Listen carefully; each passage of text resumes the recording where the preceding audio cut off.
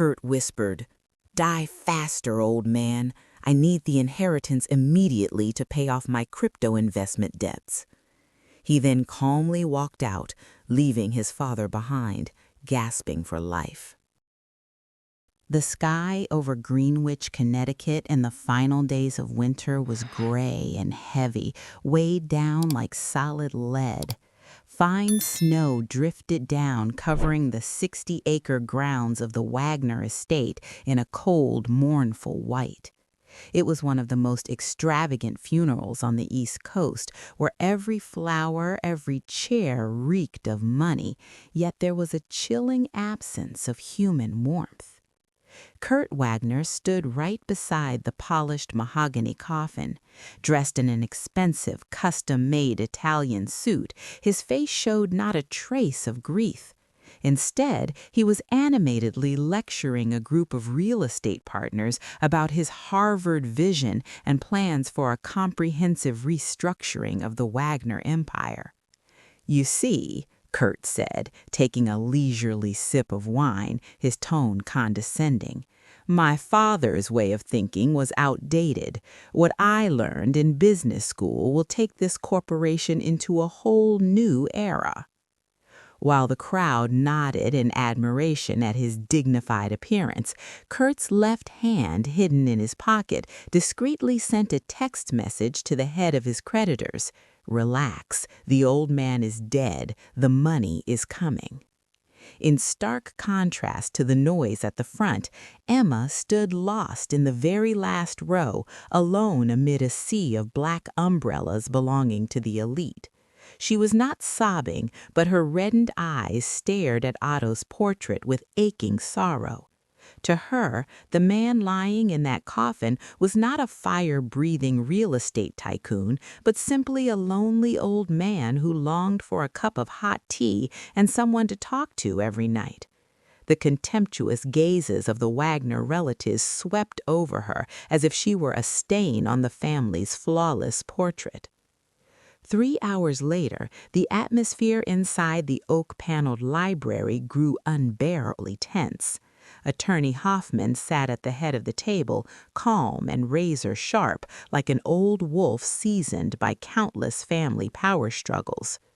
Kurt Wagner strode in and confidently propped his polished leather shoes up on his father's antique desk. He curled his lips into a smirk and declared loudly in front of Emma and Hoffman, "The first thing I'll do after inheriting everything is sell this place off. It's too gloomy and outdated for my modern way of thinking." Hoffman did not reply. He slowly opened the envelope sealed with red wax, adjusted his glasses, and spoke in a dry, measured voice.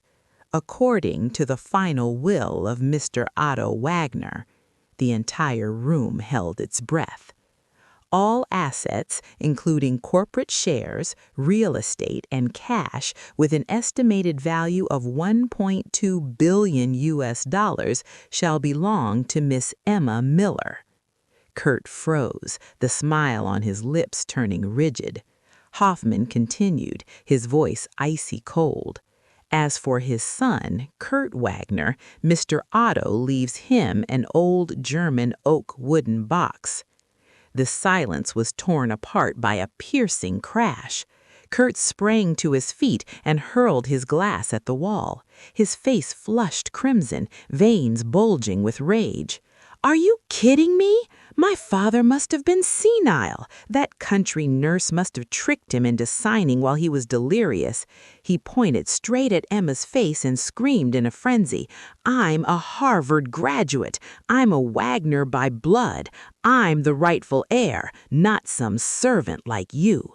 Kurt's outburst in the library did not stop at smashing furniture. The moment Attorney Hoffman left, Kurt immediately exploited the power vacuum before the will officially took legal effect and launched a preemptive strike. He ordered his private security team, men who obeyed only whoever paid them, to throw Emma out of the mansion that very night. "Get the hell out of my house. Don't even think about taking anything that belongs to the Wagner family, not even a speck of dust," Kurt bellowed from the marble steps above. The heavy iron gates of the estate slammed shut behind Emma, leaving her stranded in the middle of a snowstorm, burying all of Greenwich.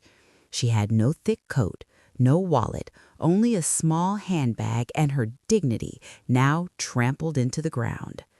Emma staggered forward, shivering in the bone-piercing cold, yet the cold of the weather was nothing compared to the cruelty of the human heart she had just witnessed. But Kurt was not done. He knew that to win in court, he first had to win in the court of public opinion. Early the next morning, he wired a massive sum of money to a black PR crisis management firm in New York. His order was crystal clear: destroy that woman's reputation, turn her into the worst gold digger America has ever seen. Within 24 hours, top tabloid outlets like Page Six and TMZ exploded with shocking headlines. Mysterious nurse manipulates Alzheimer's-stricken real estate tycoon, and the heist of the century. Gold digger walks away with $1.2 billion from the Wagner family. Candid photos of Emma supporting Otto on walks were maliciously edited, accompanied by fabricated commentary claiming she had used cheap seduction to exploit a senile old man. All of America began turning its guns on Emma. The hashtag, the gold digger, shot to the top of trending charts. When Emma tried to return to the hospital, the only place where she had ever felt she mattered, she was stopped right in the lobby. The hospital director, under pressure from the board and the media swarming outside, coldly handed her a termination notice. "We're very sorry, Emma, but the hospital cannot retain an employee whose ethics are under question. Please collect your belongings and leave immediately." Emma stood frozen as camera flashes from paparazzi flickered nonstop around her like vultures circling a corpse. She had lost her home, lost her job, and now lost her reputation, completely exposed to the claws of Kurt Wagner. While Emma struggled to find a place to shelter, Kurt Wagner marched into a towering glass skyscraper in Manhattan, the headquarters of Sterling and Associates, one of New York's most prestigious and ruthless law firms.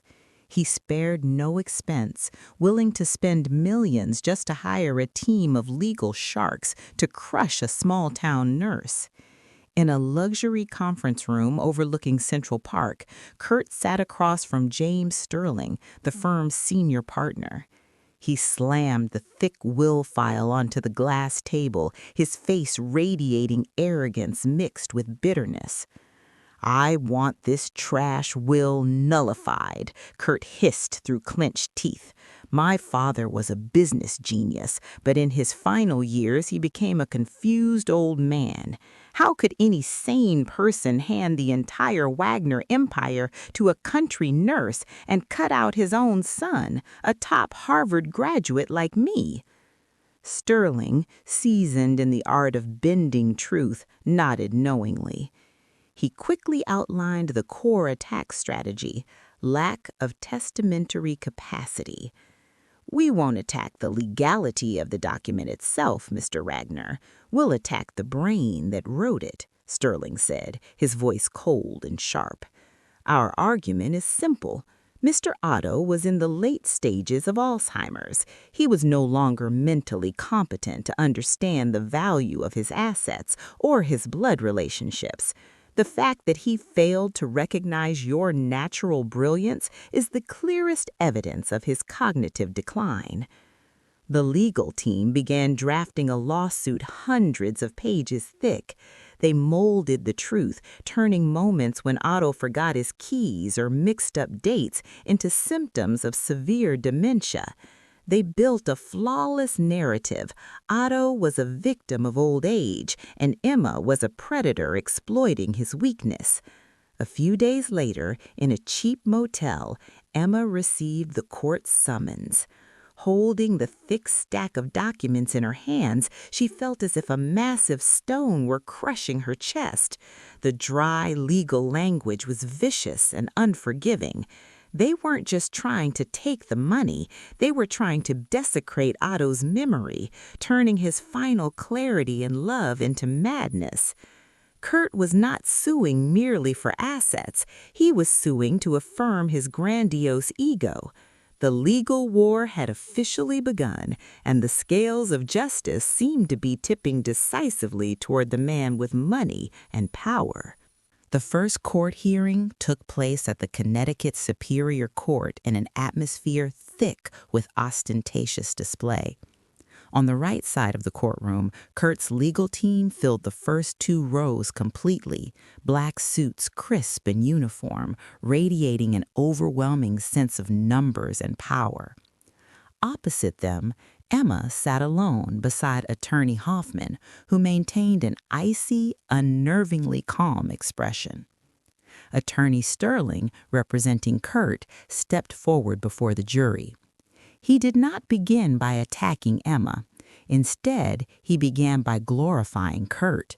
It was a carefully calculated psychological move. The higher Kurt was elevated, the more irrational Otto's decision would appear. "Your Honor, ladies and gentlemen of the jury," Sterling began, his voice deep and persuasive, gesturing toward his client. "The man seated here, Mr. Kurt Wagner, is the embodiment of excellence. A graduate of the prestigious Harvard Business School, possessing an IQ within the top 2% of the population, and endowed with sharp strategic thinking forged from childhood within a powerful business family." Kurt sat at the plaintiff's table, his back perfectly straight. As he listened to the flattery, he subtly adjusted the knot of his silk tie, tilting his chin at precisely the right angle so the light from the window cast itself across his self-satisfied face. He felt no embarrassment whatsoever. On the contrary, he believed every word. The affliction of illusory superiority, the Dunning-Kruger effect, made Kurt genuinely believe he was a suppressed genius, the next Steve Jobs of the real estate world. In his mind, graduating from Harvard was purely the result of his own ability, regardless of the truth about donation money or ghost-written essays. He had deceived himself for so long that the lie had become his reality. Sterling continued, his tone hardening. Now, the fact that Mr. Otto Wagner, a seasoned businessman, would cast aside such a brilliant, rigorously trained son from the world's finest institution and instead entrust a billion-dollar empire to a nurse with only basic medical training? What does that tell us? It proves that Mr. Otto's logic had completely collapsed. That decision was not a choice, it was a symptom of neurological degeneration. The jurors began to nod. Sterling's logic was airtight. What sane father would reject a Harvard-educated son in favor of an outsider? Kurt's blind confidence in the courtroom had inadvertently become the strongest evidence supporting the claim that Otto was insane. The courtroom doors opened, and Kurt's trump card entered, Dr. Schneider, the physician who had overseen the Wagner family's health for over 20 years. With his silver hair and gold-rimmed glasses, he exuded the unquestionable authority of a top medical expert. None of the jurors knew that behind this dignified facade was a gambling addict drowning in debt, and that Kurt's bribe was his only lifeline. Attorney Sterling approached the witness stand, his tone respectful. "Dr. Schneider, could you please inform the court about Mr. Otto Wagner's neurological condition during the final 6 months of his life?" Schneider adjusted the microphone, deliberately avoiding the pained stare of Emma, who was watching him intently. He cleared his throat and began weaving his most merciless lie. "Your Honor, it pains me to say this out of respect for the deceased," he said solemnly, "but medical reality cannot be denied. Mr. Otto suffered from severe frontal lobe atrophy." A large screen descended, displaying MRI scans of a brain. Schneider lifted a pointer and indicated darkened areas on the images. Fabricated medical records expertly spliced from another psychiatric patient. As you can see here, massive neuronal death had already occurred, he explained, using weighty medical terminology. At the time the will was executed, Mr. Otto not only lacked legal capacity, but his cognitive function was equivalent to that of a 5-year-old child. He frequently failed to recognize family members and even forgot how to write his own name. At that point, Emma could no longer restrain herself. She sprang to her feet, tears spilling over. "That's a lie! You're lying!" she cried. "Just 2 days before he died, Uncle Otto was still playing chess and discussing philosophy with me. He was completely lucid." The judge's gavel slammed down with a sharp crack. "Order, Miss Miller. If you continue to disrupt this courtroom, I will have you removed." Emma collapsed back into her seat, sobbing in helplessness. Her protest sounded weak, like the futile struggle of a defeated person against the so-called scientific evidence presented by Schneider. Across the room, Kurt sat with his arms crossed, a faint smile curling at his lips. He knew that with this blow, the scales of justice had tilted entirely in his favor. The truth had been buried beneath a white lab coat. The consequences of Kurt Wagner's legal assault were far more devastating than Emma had ever imagined.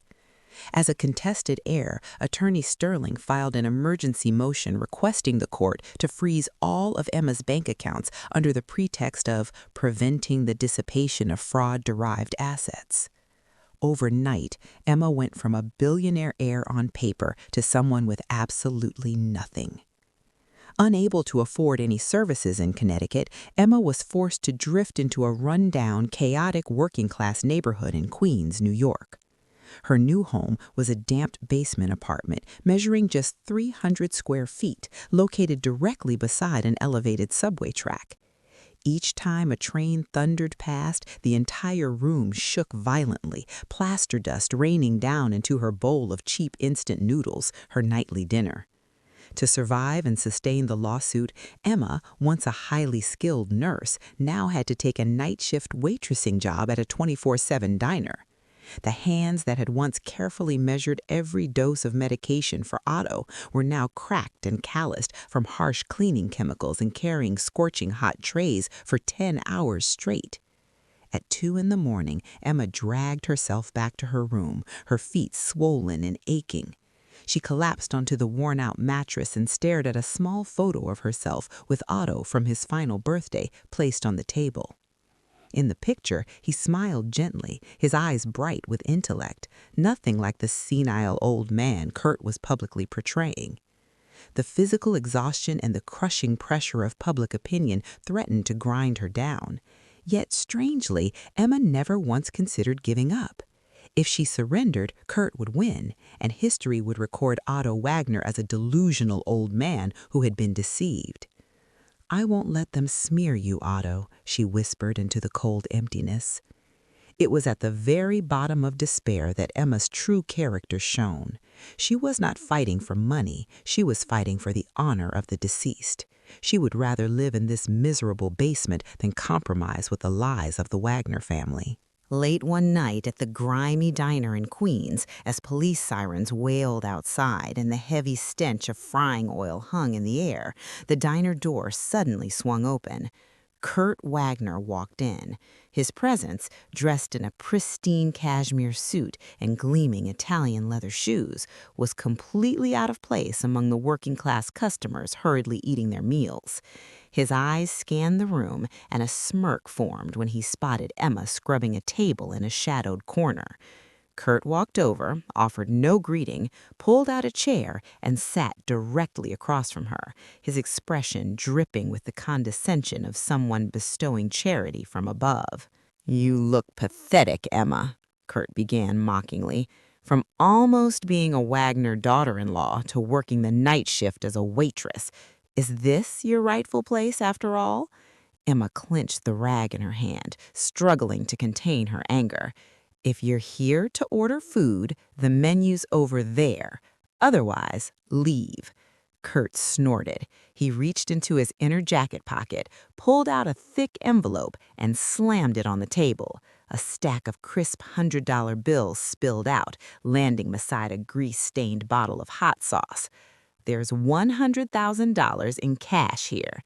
Kurt leaned back, crossing his legs. Enough for you to crawl back to whatever backwater you came from and open a small convenience store. All you have to do is sign this paper admitting you took advantage of my father while he was delirious and manipulated him to change the will. He shoved a prepared document toward her, his eyes cold and reptilian. Be smart. Don't try to fight me. You're not in my league. Take the money and disappear, or I'll make sure you can't survive in this country. The diner fell eerily quiet, a few curious glances flicking toward the thick wad of cash. Emma stared at the money, something that could instantly solve every hardship she was facing. Then the image of Otto's gentle smile rose vividly in her mind. With a decisive motion, Emma swept her arm across the table. The cash and the document flew onto the filthy floor, scattering everywhere. Take your money and get out. Emma locked eyes with Kurt, her voice firm and unshaking. Your money is as filthy as your character. I may be poor, Kurt, but I'm not as despicable as you. Kurt shot to his feet, his face burning red from being humiliated in public. Grinding his teeth, he pointed at her. You'll regret this stupidity. He turned and stormed out, leaving Emma standing there, trembling yet unbowed. She knew she had just rejected her only escape, but she had also protected the last thing she truly possessed, her integrity and Otto's honor. Failing to silence Emma with money pushed Kurt to make an even vicious move. On the third day of trial, the atmosphere grew suffocating as Attorney Sterling called a surprise witness, Mrs. Martha Gable, the former housekeeper who had worked at the Wagner estate for more than 15 years. Mrs. Gable took the stand with the hunched, timid posture of an elderly woman who appeared simple and harmless. But Emma immediately clenched the armrest of her chair. She recognized this woman, the same housekeeper Otto himself had fired 2 years earlier for stealing silver spoons, now resurfacing under Kurt's protection. Attorney Sterling began his questioning with a carefully guided, manipulative tone. Mrs. Gable, during the time Miss Emma was caring for Mr. Otto, did you notice anything unusual about his diet? Gable glanced toward Kurt, received a subtle nod, and then began her performance. She pulled out a handkerchief, dabbed at her eyes with crocodile tears, and spoke in a trembling voice. Yes, every night Miss Emma insisted on personally preparing chamomile tea for the master. One time, when she wasn't paying attention, I saw her crushing strange white pills and mixing them into the tea. The courtroom erupted in murmurs, whispers spread like wildfire. Sterling immediately pressed further. And how did Mr. Otto react after drinking that tea? Gable declared without blinking. He became sluggish and disoriented. He was obedient, like a small child, signing any document she put in front of him without even reading it. The next morning, he remembered nothing at all. The testimony was devastating.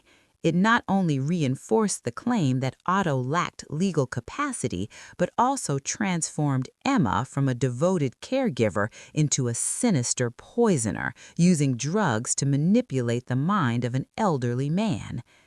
Emma wanted to scream and protest, but Attorney Hoffman placed a hand on her shoulder, signaling her to stay silent. He knew that at this moment any explanation would be meaningless against the fury of the crowd.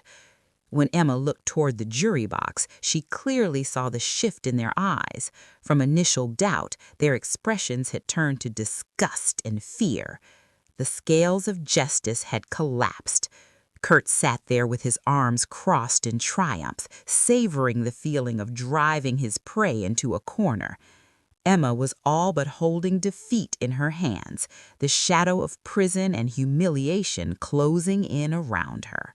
As the jury remained shaken by the housekeeper's testimony, Attorney Hoffman slowly stood up.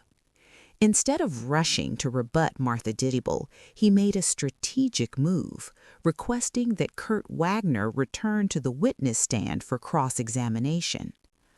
Hoffman stepped closer to Kurt, his cold eyes locking onto his opponent. He began in a gentle, almost flattering tone. Mr. Wagner, the foundation of this lawsuit is the argument that Mr. Otto was mentally unsound for overlooking an exceptional business genius like yourself. You have always taken pride in your Harvard degree as irrefutable proof of your competence, correct? Kurt adjusted his tie, lifting his chin arrogantly. Of course, Harvard doesn't accept idiots. The fact that my father denied my ability is proof of his senility. Interesting, Hoffman replied with a faint smile, then suddenly turned toward the jury, his voice sharpening. Then how do you explain Exhibit 42? A faded bank statement appeared on the large screen. This is a transfer receipt of $5 million from Mr. Otto's personal account to the Harvard Library Construction Fund. Date of transfer? 14 days before you received your acceptance letter. Hoffman emphasized each word. Quite an expensive coincidence, wouldn't you say? Kurt's face drained of color, sweat beginning to bead on his forehead. That was just a normal charitable donation. Not finished yet, Hoffman cut him off, slamming another file on the table. I have here notarized statements from 3 former Harvard students from the class of 2004. They admit to receiving a total of $200,000 to write all of your term papers and assignments throughout your 4 years of study. The courtroom gasped. Kurt jumped to his feet, stammering, "Objection! This is slander!" But Hoffman did not stop. He stepped closer to Kurt and delivered the decisive blow. Internal academic records show your actual grades were consistently D's and F's. You are not a genius, Mr. Wagner. You are a problem student whose grades were purchased. You did not graduate on merit. You graduated on your father's checks.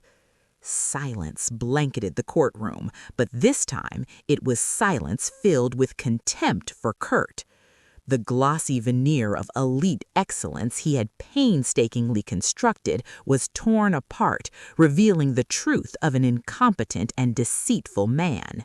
The jury's trust began to shake violently. If he could lie about his abilities for 20 years, what else could he have fabricated about Emma? The courtroom was still buzzing after the shock of the fake Harvard degree, but Attorney Hoffman gave Kurt not a single second to recover. He signaled the court officer to bring out the next crucial piece of evidence, one he had ordered sealed since the reading of the will. It was the old German oak wooden box, the only item Otto had left to Kurt.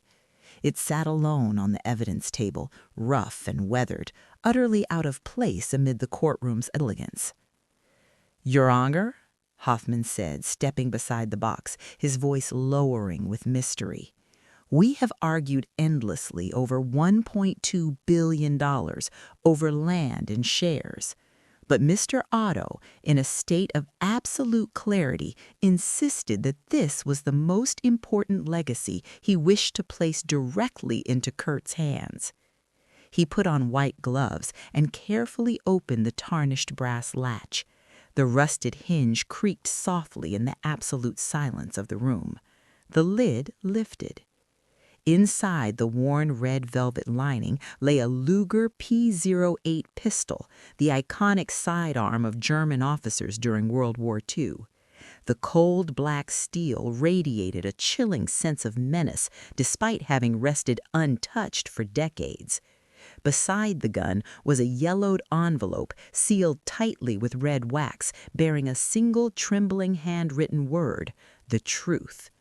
Kurt stared at the gun, frowned in confusion, then let out a mocking laugh, forcing arrogance to conceal his rising unease. "What the hell is this? The old man left me an antique gun for what? So I can sell it for a few $100? Or is this just another insane collection of a senile man?" Hoffman did not answer immediately. He picked up the envelope and slowly turned it before the jury like a final card. "No, Mr. Wagner, Otto never did anything meaningless," Hoffman said, his eyes filled with pity and severity. "That gun is not for sale, and it is not for display. It is the key to decoding the origin of this family tragedy. And this letter," his voice hardened, "contains a secret Mr. Otto spent his entire life hiding." The judge tapped the gavel lightly, raising an eyebrow. "Attorney Hoffman, what exactly are you attempting to prove with a dangerous weapon?" "I intend to prove," Hoffman said, placing the envelope beside the gun and turning to face the entire courtroom, "that the true motive behind this will did not come from the father's illness, but from the nature of the son." The wooden box and the Luger pistol remained on the table like a silent threat, but Attorney Hoffman shifted his attack to another direction. He stepped away from the evidence table and walked slowly toward the center of the courtroom, carrying the posture of a chess master who had just seen the final move. "Your Honor," Hoffman spoke, his voice resonating through the chamber, "we have just seen Mr. Wagner lie about his education and his abilities, but those lies, shameful as they are merely the harmless tip of a massive iceberg. What I am about to reveal is the real reason Mr. Otto left his son this box instead of a $1 billion inheritance." Kurt sat uneasily, his instincts screaming that disaster was imminent. He tried to steady himself, telling himself there could be no more evidence. Dr. Schneider had already taken care of all the medical records. Hoffman continued. "Mr. Otto Wagner was a real estate magnate, but above all, he was a deeply cautious and suspicious German man. In his final months, he confided in me that he felt like an aging gazelle surrounded by vultures waiting for his death. He trusted no one except Emma." Hoffman reached into his suit pocket and produced a small black USB drive, holding it high before the judge and the jury. Because of that suspicion, 2 weeks before his death, Mr. Otto secretly hired a private security team to install micro cameras activated by voice and motion inside his master bedroom, the very room where he died. At those words, Kurt's face drained completely of color. He froze, both hands gripping the edge of the table so tightly his knuckles turned white. Memories of the fateful Christmas night, the night Otto died, flooded back like a nightmare. He had believed the room was private. He had believed the old man died alone. The plaintiffs claim Mr. Otto lacked legal capacity, Hoffman said, his razor-sharp gaze piercing straight through Kurt. They say he didn't know what he was doing, but this USB contains video footage of the final 30 minutes of Mr. Otto Wagner. It will show us who truly lost their humanity in that room. Attorney Sterling jumped up in panic. "Objection! We were never notified of—" "This evidence was discovered this morning following instructions in the sealed letter and is fully admissible under procedural law," Hoffman cut in coldly. Turning to the judge, he said, "Your Honor, I request permission to play this video. It is time for the naked truth to be exposed." The entire courtroom held its breath. Kurt wanted to scream, to stop it, but his throat locked shut. He knew it. This move was checkmate. The game was over. The lights in the courtroom suddenly went out, leaving only the cold blue glow of the giant screen. The video began to play. The timestamp appeared, 11:45 p.m., Christmas night. In the video, Mr. Otto was sitting in an armchair, a book resting in his hands. Suddenly, he clutched his left chest, his face contorting in agony. He collapsed onto the floor, his hand reaching desperately toward the heart medication bottle on the table. The bottle fell, rolling across the wooden floor, stopping just inches from his fingertips. The bedroom door opened. Kurt walked in, a glass of liquor in his hand. He saw his father writhing on the floor. Instead of rushing to help, he stood there indifferently, took a slow sip of his drink, then, with a cruel motion that made the entire courtroom gasp in horror, Kurt used the tip of his expensive leather shoe to kick the medicine bottle deep under the bed. In the video, Kurt bent down and whispered, but the microphone captured every word with brutal clarity. "Die faster, old man. I need the inheritance immediately to pay off my crypto investment debts. Every extra day you live is a day I die." He straightened his clothes and calmly walked out, leaving his father gasping for life. Inside the courtroom, Kurt's face turned completely bloodless. Court officers began moving toward him, their hands resting on their holsters. But the video was not over. On the screen, after Kurt left, believing Otto was already dead, Mr. Otto suddenly stirred. With his remaining strength, he reached into his inner jacket pocket, pulled out a backup blister pack of pills, and swallowed them in haste. He did not call for help. Instead, he painfully crawled closer to the camera, his aged eyes staring directly into the lens, filled with immeasurable sorrow. At the same moment, Attorney Hoffman opened the letter from the wooden box. His voice rang out in the courtroom, intertwining with Otto's faint voice in the video, forming a soul-shattering verdict of conscience. "Kurt, I did not call the police immediately because I wanted you to be judged first by your own conscience before the court of justice. You have always wondered why I left you this wooden box. Look closely at the gun inside.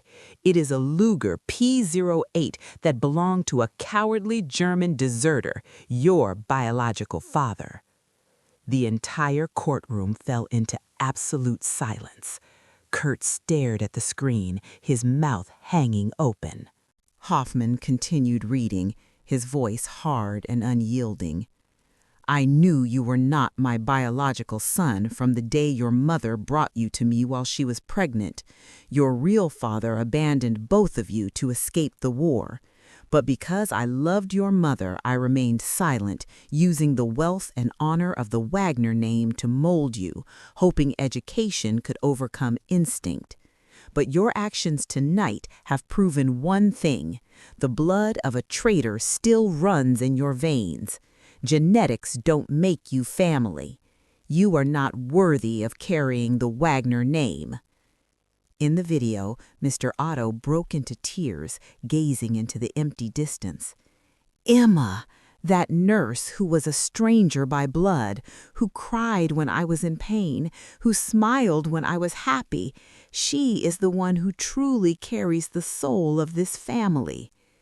The video abruptly went dark. The truth had been laid bare, raw and painfully exposed. The judge's gavel struck sharply, like the final nail sealing the coffin of Kurt Wagner's glamorous but fraudulent life. "The court hereby declares the will of Mr. Otto Wagner is fully legal. Miss Emma Miller is the sole heir." The judge paused for a second, his stern gaze fixed on the plaintiff's table. "At the same time, the court orders the immediate arrest of Kurt Wagner on charges of perjury and second-degree murder." Instantly, 2 large court officers closed in, twisting Kurt's arms behind his back. The cold, metallic click of handcuffs echoed through the courtroom, ending the freedom of the man who once called himself elite. Kurt screamed in despair, thrashing like a wounded animal. "Let me go! I'm a Wagner! I own this house! The money is mine!" But no one cared anymore. He was dragged out of the courtroom, leaving behind his honor, his wealth, and the oak wooden box that contained the truth about his cowardly bloodline. Emma watched him go, her eyes no longer filled with hatred, only pity for a man who had everything and chose to abandon his humanity. 6 months later, spring had arrived in Greenwich. The Wagner estate, once a symbol of coldness and isolation, had been completely transformed. The heavy iron gates that were always shut now stood wide open to the sunlight. A polished brass plaque was mounted proudly at the entrance. Otto Wagner Social Care Center. Inside the oak-paneled library, once the stage of fierce conflict, Emma sat working. She wore no expensive designer clothes, no luxurious jewelry. Dressed simply, her hair neatly tied back, she radiated a quiet beauty of peace and compassion. Across from her sat Attorney Hoffman, a thick stack of documents between them. Emma picked up the pen and signed decisively on the final page. "Are you absolutely sure, Emma?" Hoffman asked again, though he already knew the answer. "This document donates 80% of your inheritance to charity. You'll only keep enough to maintain this center." Emma smiled, her smile as bright as the sunlight pouring through the window. "I'm sure, Uncle Hoffman, money only has meaning when it brings life, not when it builds walls between people. That's what Uncle Otto wanted." She stood up and walked into the main hall. There, a large oil portrait of Mr. Otto Wagner hung in the most honored place. In the painting, he looked at her with warm, proud eyes. Emma gazed up at her beloved father, her hand resting gently over her left chest. Her inner voice echoed through the quiet, love-filled space of the renewed home. "People often say blood is thicker than water, but your life, Otto, taught me a far more precious lesson. Loyalty is thicker than blood. Family is not where we are born by the arrangement of fate, but where we choose to love and are chosen in return." Outside, the laughter of orphaned children and lonely elderly people strolling through the garden rang out, dispelling the ghosts of the past. The true legacy of the Wagner family was not money, but humanity.